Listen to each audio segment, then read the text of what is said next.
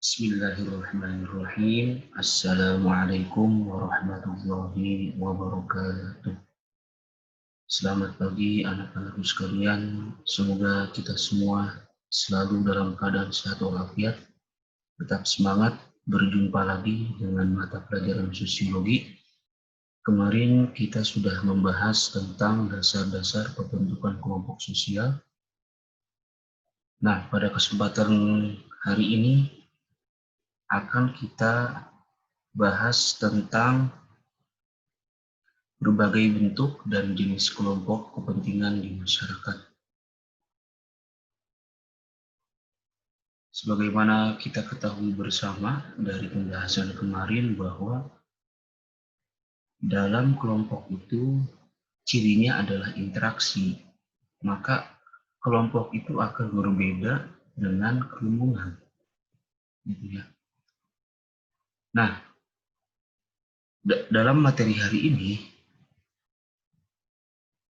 bentuk dan jenis kelompok di masyarakat berdasarkan kepentingannya adalah yang pertama, kelompok primer. Kelompok primer merupakan kelompok sosial yang paling sederhana, di mana anggotanya saling mengenal dan ada kerjasama yang erat. Nah, dalam kelompok primer ini contohnya yaitu keluarga, kemudian kelompok sepermainan atau peer group, dan sebagainya. Nah, dalam kelompok primer, individu dapat mengenal individu lain secara pribadi dan akrab.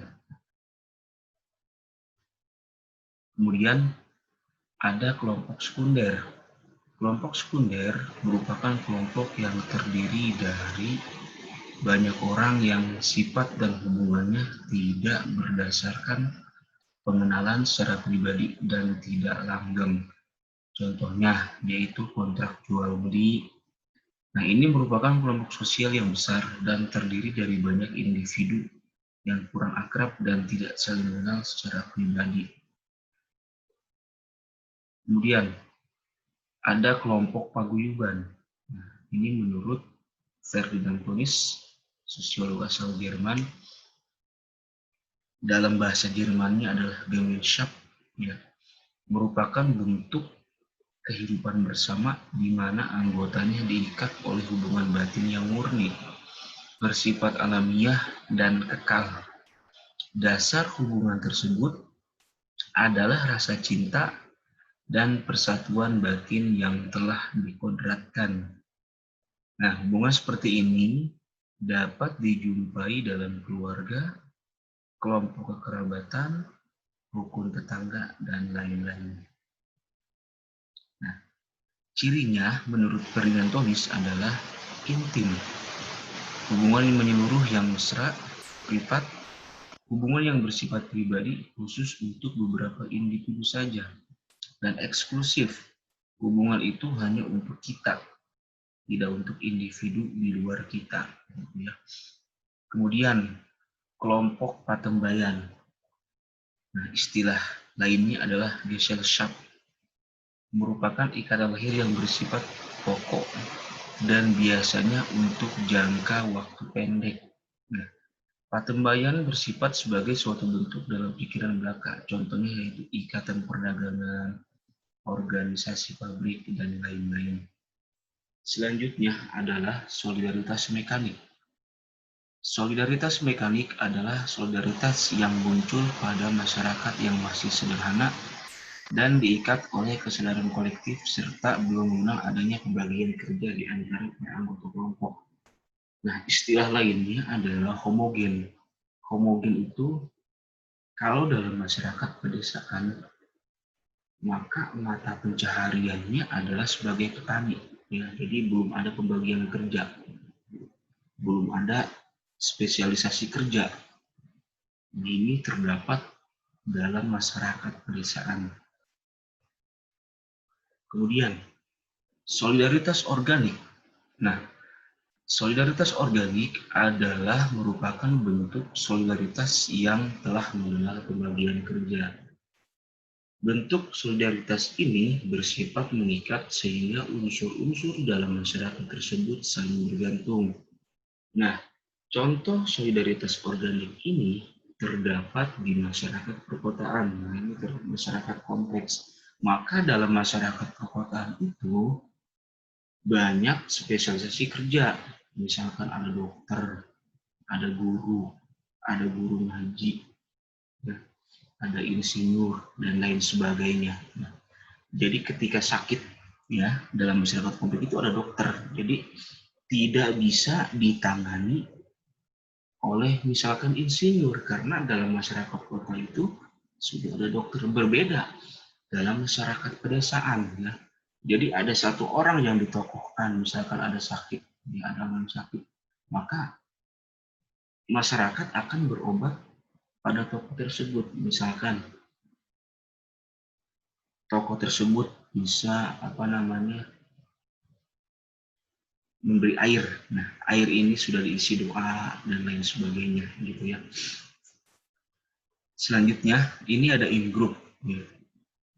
Adalah kelompok sosial yang individu-individunya mengidentifikasikan dirinya dengan kelompoknya. Dalam menunjukkan in-groupnya, dalam kehidupan sehari diungkapkan dengan kalimat kelompok saya, grup saya, dan sebagainya. Nah, out-group ini lawan daripada in-group.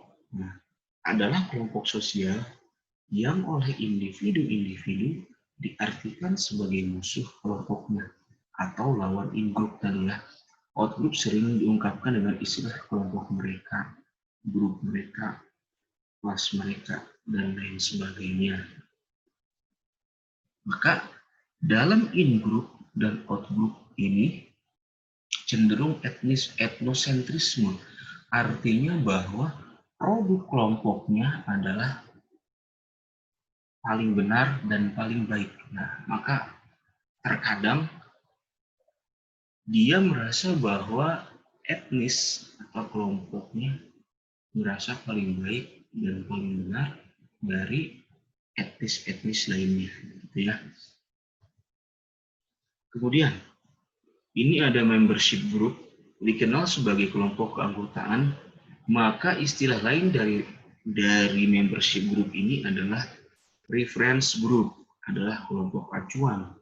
Nah, Surjono Sukanto juga memberikan pengertiannya pada reference group, di mana reference group merupakan kelompok sosial yang menjadi ukuran bagi seseorang yang bukan merupakan anggota kelompok tersebut dalam pembentukan kepribadian dan pola tingkah lakunya. Maka ketika ada individu yang ingin masuk kelompok tersebut, kemudian ditolak, maka perilaku, sikap, dan lain sebagainya dia akan mengikuti kelompok tersebut. Kemudian kelompok okupasional. Nah, kelompok okupasional merupakan kelompok yang terdiri dari orang-orang yang melakukan pekerjaan sejenis. Contoh di Indonesia ini ada IDI, Ikatan Dokter Indonesia. Nah, mereka terhimpun dalam satu jenis pekerjaan, ya. Maka dia membentuk IDI yang disebut dengan Ikatan Dokter Indonesia. Kemudian kelompok volunteer merupakan kelompok yang terdiri dari orang-orang dengan kepentingan yang sama, namun tidak mendapatkan perhatian masyarakat yang semakin luas daya jangkauannya. Istilah lain daripada volunteer ini adalah sukarelawan. Contoh seseorang yang menjadi sukarelawan dalam kejadian bencana alam misalnya, gitu ya. Nah, ini sedikit penjelasan tentang bentuk-bentuk kelompok, ya.